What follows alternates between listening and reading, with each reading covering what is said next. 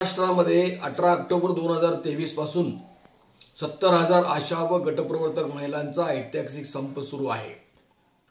या महत्त्वपूर्ण संपामध्ये संप मिटण्यासाठी जी चर्चा होणे तातडीने आवश्यक होती त्याच्यासाठी विलंब झालेला आहे।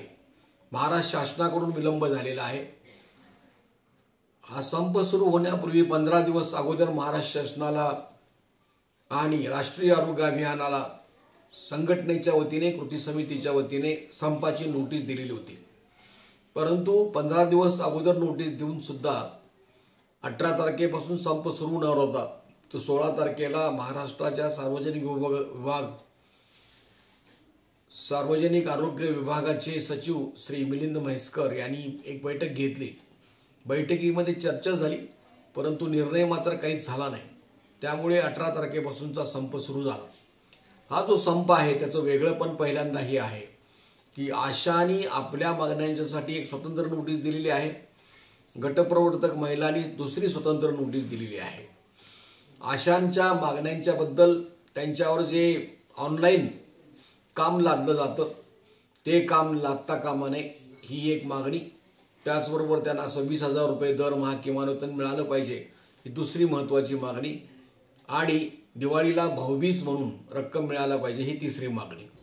या मागण्यांच्या संदर्भात आशांनी आपले निवेदन संपाची नोटीस दिलेली आहे। गटप्रवर्तक महिलांच्या संपाची नोटीस मात्र पूर्णपणे वेगळी आहे।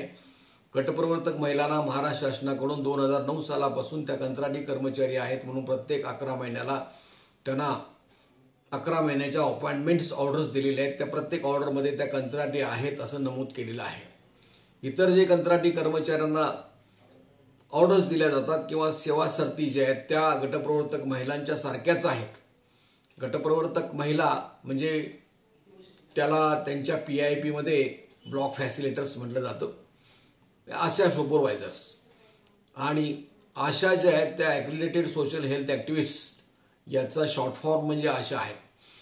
तर त्यांची एक साधी मागणी पण महत्त्वाची ही आहे की गटप्रवर्तक महिलांना जे इतर कंत्राटी कर्मचाऱ्यांना लाभ दिले जातात ते सर्व लाभ मिळावेत। त्याच्यामध्ये फरक केला जातो, त्याच्यामध्ये भेदभाव केला जातो, त्याच्यामध्ये अन्याय केलेला आहे ही अत्यंत महत्त्वाची मागणी। आणि दुसरी मागणी अर्थातच त्यांना 26,000 रुपये किमान वेतन मिळून त्यांना प्रवास भत्ता जो 8,475 रुपये मिळतो तो वेगळा मिळाला पाहिजे आणि भाऊबीज मिळाली पाहिजे अशा पद्धतीच्या मागण्या होत्या। ज्या सर्व मागण्यांच्या बद्दल 18 तारखेला जरी संप सुरू झाला, संपूर्ण राज्यामध्ये प्रत्येक जिल्ह्यामध्ये आशा रस्त्यावर येऊन आंदोलनास सुरुवात झाली। या महाराष्ट्रातल्या अनेक सन्माननीय आमदारांना खासदारांना निवेदन देण्यात आली आणि त्यांना हस्तक्षेप करण्याची विनंती करण्यात आली। प्रत्येक ठिकाणी प्रत्येक जिल्ह्यात आंदोलन झाल्यानंतर शेवटी जेलभरो आंदोलन करण्यात आले आणि एवढं करून सुद्धा शेवटी जी मीटिंग बोलवण्यात आली ती 1 तारखेला मीटिंग बोलवण्यात आली। 1 तारखेला मीटिंग बोलवण्याची सुद्धा जी एक पार्श्वभूमी होती ती अशी होती की विधानसभेचे उपसभापती श्री नरहरी झिरमळे यांनी एक मीटिंग लावली आणि त्याच्यामुळे त्यांना मीटिंग घ्यावी लागली आणि आरोग्यमंत्री यांच्या उपस्थितीमध्ये 1 नोव्हेंबर रोजी मीटिंग झाली।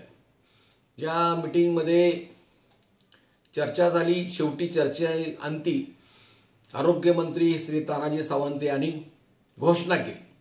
त्यांनी सांगितलं की मी आता जे सांगतोय त्याच्यामध्ये काही बदल होणार नाही आणि त्यांनी घोषणा अशी केली की आशा महिलांना दरमहा 7,000 रुपये वाढ देण्यात येईल, गटप्रवर्तक महिलांना 6,200 रुपये वाढ देण्यात येईल, भाऊबीज म्हणून 2,000 रुपये देण्यात येतील आणि गटप्रवर्तक महिलांच्या बद्दल मात्र 1 तारखेच्या दिवशी कुठलाही निर्णय झाला नाही।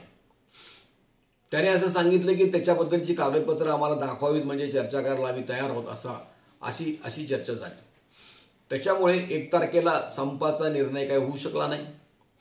2 तारखेला मात्र राष्ट्रीय आरोग्य अभियानाचे अभियान संचालक असोत किंवा वरिष्ठ अधिकारी असोत हे आरोग्यमंत्र्यांची दिशाभूल करीत आहेत असं आमच्या लक्षात आलं आणि त्यांना दिलेली माहिती चुकीची होती।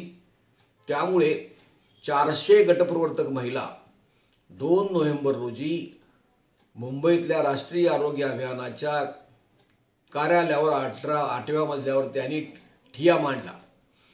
त्याच्यानंतर सहसंचालक श्री सुभाष बोरकर यांनी आम्हाला बोलवून घेतलं। त्यांना आम्ही सांगितलं की तुमच्या समोर आम्ही सर्व ऑर्डर्स आणलेले आहेत, तुम्ही इतर कंत्राटी कर्मचारी आणि गटप्रवर्तक कंत्राटी कर्मचारी यात कुठे फरक आहे दाखवा, कुठे सेवा आणि शर्तीमध्ये फरक आहे दाखवा, त्याच्याशिवाय आम्ही जाणार नाही असं सांगितल्यानंतर ते ठिय्या आंदोलन सुरू झालं। त्याच्यानंतर झिरवळ साहेबांच्याकडे मीटिंग होती, त्या मीटिंगमध्ये याच्याबद्दल चर्चा झाली आणि त्या मीटिंगमध्ये असा निर्णय झाला की गटप्रवर्तक महिला ज्या आहेत त्यांचं कंत्राटी कर्मचाऱ्यांचे सर्व लाभ देण्याबाबतचा प्रस्ताव महाराष्ट्र शासनाकडून दिल्ली सरकारकडे राष्ट्रीय आरोग्य अभियानाकडे पाठवण्यात येईल असा निर्णय झाला। आणि इतर जे त्यापूर्वीचे जे निर्णय झालेले होते ते कायम राहिले। मग गटप्रवर्तकांना 6,200ची वाढ असो किंवा आशांना 7,000 रुपयाची वाढ असो, म्हणजे आशानं यापूर्वी कामावर आधारित 78 जी कामं दिलेली असतात त्याच्याशिवाय 7,000 रुपये हे एकूण मानधन मिळत होते आणि आता 7,000 वाढलेले आहेत आणि 1,000 रुपये आरोग्यवर्धिनीचे असे एकूण 15,000 रुपये त्याच्याशिवाय त्यांना कामावर आधारित वेगळा असा मिळणार आहे। आणि ज्या काळामध्ये संप सुरू होता त्या काळातला काम जर भरून काढलं तर त्याचा मोबदला सुद्धा देण्यात येईल। हे सर्व जे आहे ते त्याचं लेखी जे आहे लेखी स्वरूपात न मिळाल्यामुळे संप हा सुरू राहिला।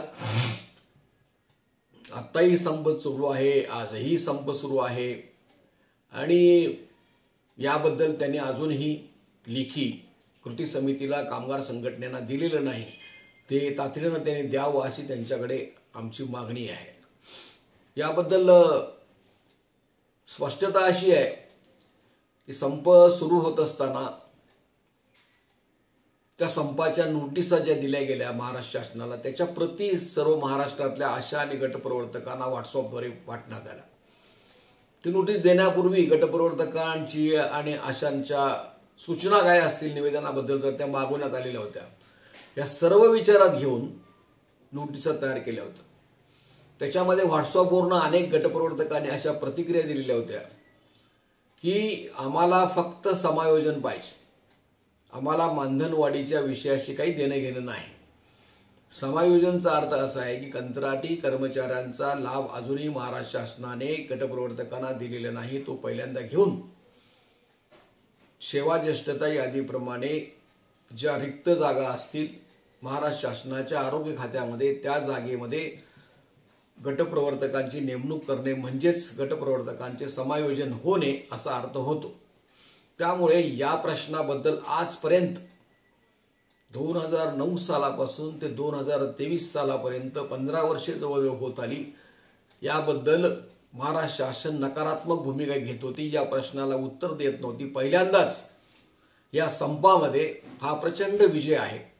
गटप्रवर्तक महिलांच्या समायोजनाबद्दलच्या मुद्द्याला किंवा कंत्राटीकरण करण्याच्या मुद्द्याला महाराष्ट्र शासनाने संमती दिलेली आहे, तसा प्रस्ताव पाठवण्याचं ठरवलेलं आहे। ही अत्यंत महत्त्वाची घटना घडलेली आहे। अर्थात आता काही जण अशी तुलना करतायत की जर आशांना 7,000 वाढलेले आहेत तर मग गटप्रवर्तकांना फक्त 6,200 वाढलेले आहेत आणि ते त्यांच्यापेक्षा कमी आहेत। खरं म्हणजे हा अन्याय यापूर्वीच झालेला आहे। यापूर्वी सुद्धा जर हिशोब करून बघितला तर गटप्रवर्तकांना प्रवास खर्ची पडल्यानंतर आशांच्या पेक्षा कमी मानधन मिळत होतं, ही वास्तवता आहे काही प्रमाणामध्ये। परंतु आता एक नवीन गोष्ट समोर आलेली आहे की जर कंत्राटी म्हणून जर गटप्रवर्तक महिलांचा समावेश झाला, त्यांना जर ती प्रक्रिया पूर्ण केली गेली तर त्यांना जसं इतर कंत्राटी कर्मचाऱ्यांना स्वतंत्र वेगळा प्रवास भत्ता द्यावा लागतो तसा यांना प्रवास भत्ता देऊन त्यांचं मूळ वेतन नक्की करावं लागेल।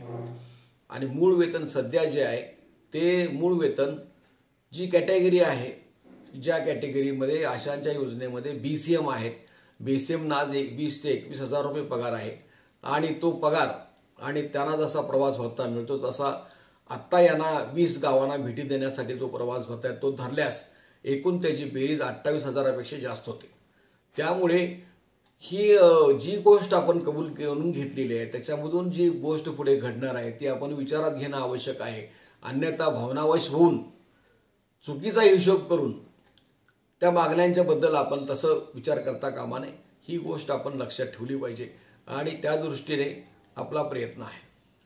हे सगळं जरी खरं असलं तरी आता संप यासाठी सुरू आहे की महाराष्ट्र शासनाने याच्याबद्दल लेखी निवेदन करणं आवश्यक आहे. निर्णय झालेला तो लेखी कळवला पाहिजे. तर या संदर्भामध्ये 9 नोव्हेंबर रोजी महाराष्ट्र आशा गटप्रवर्तक कामगार कृती समिती संयुक्त संघटना याची बैठक होईल आणि 9 तारखेला याच्याबद्दलचा पुढे निर्णय होईल. कदाचित संप सुरू ठेवावा लागेल पुढे किंवा संपाबद्दलचा निर्णय होईल. या काही गोष्टी घडतील की जसा महाराष्ट्र शासनाकडून 9 तारखेला प्रतिसाद मिळेल त्यानुसार त्याचा निर्णय होईल. त्यामुळे हा एक अत्यंत महत्त्वाचा ऐतिहासिक महिलांचा संप आहे. आज आपण जर उदाहरणार्थ घेतलं तर हरियाणामध्ये जो संप झालेला होता 2 महिन्यापेक्षा जास्त काळ, त्यांना 4,000 रुपये आशांना मानधन मिळत होतं. त्याच्यामध्ये फक्त वाढ 2,100ची झालेली आहे, म्हणजे 2100ची वाढ झालेली आहे. 6,100 रुपयेवर तर संप मिटलेला आहे. आणि दुसऱ्या बाजूला संपूर्ण भारतामध्ये आज जर 15,000 रुपये रक्कम जर बेसिक धरली आशांना तर ती संपूर्ण भारतामध्ये हायेस्ट आहे. त्याच्याशिवाय आणि कामावर आधारित मोबदला वेगळा मिळणार आहे. असो, परंतु हे जरी काही असलं तर ज्या गोष्टी झालेल्या आहेत घडलेल्या आहेत हे सरकार अस्थिर आहे. जो निर्णय आहे तो निर्णय त्यांनी लेखी जो आहे तो संघटनेला दिला पाहिजे. त्याच्यासाठी 9 तारखेला संयुक्त कृती समितीची मीटिंग होईल आणि त्या मीटिंग नंतर या संपाबद्दलची भूमिका नक्की करण्यात येईल. तर आत्ता सुद्धा अजूनही आशा आणि गटप्रवर्तकांनी आपल्या मनामध्ये कसलाही संभ्रम न ठेवता जर आपण एकजुटीने 21 दिवसापर्यंतचा संप यशस्वी केलेला आहे आणि हे जरी खरं असलं तरी आता दिवाळी जवळ आलेली आहे हेही खरं आहे. आणि जितकी काळजी आज आशा आणि गटप्रवर्तकांना या संपाबद्दलची आहे तितकीच काळजी किंबहुना त्याच्यापेक्षा जास्त कृती समितीच्या संघटकांना, नेत्यांना, कार्यकर्त्यांना आहे. आणि आपल्या मतांचं जे प्रतिबिंब आहे ते प्रतिबिंब त्या निर्णयामध्ये उमटेल आणि त्या पद्धतीने निर्णय होईल. तर तोपर्यंत आपण आपल्या सूचना असतील तर आपल्या संघटनेच्या प्रतिनिधींना कळवाव्यात आणि होणाऱ्या निर्णयाची वाट पाहावी. हा एक ऐतिहासिक संप आहे. हा संप संपल्यानंतर खऱ्या अर्थानं आपल्या मागण्या मिळवून घेण्यासाठीची प्रक्रिया सुरू होणार आहे. हे लक्षात घेऊन आपण या सगळ्या प्रक्रियेमध्ये सहभागी राहावं अशी विनंती मी आपल्याला करीत आहे. मी शंकर पुजारी, ऐटक कामगार संघटनेचा राज्याचा अध्यक्ष असून या आशा संघटनेचा राष्ट्रीय ऐटकचा उपाध्यक्ष आहे. या संपाबद्दलच्या अनेक भूमिका मी यूट्यूबमधून मांडलेल्या आहेत. तर शंकर पुजारी हे यूट्यूब जे आहे ते आपण बघावं, त्याचा प्रसार करावा, ते सबस्क्राईब करावं, लाईक करावं, फॉरवर्ड करावं की जेणेकरून आशांच्या मागण्या, गटप्रवर्तकांच्या मागण्या आणि त्या निमित्ताने एक प्रमुख सेवा करणाऱ्या महिलांच्या मागण्या जनतेमध्ये जाण्यास आणि आपल्या सर्व कर्मचाऱ्यांच्यामध्ये जाण्यास मदत होईल आणि आपण सबस्क्राईब कराल अशी अपेक्षा ठेवून मी आजचे मुद्दे पूर्ण करीत आहे. धन्यवाद.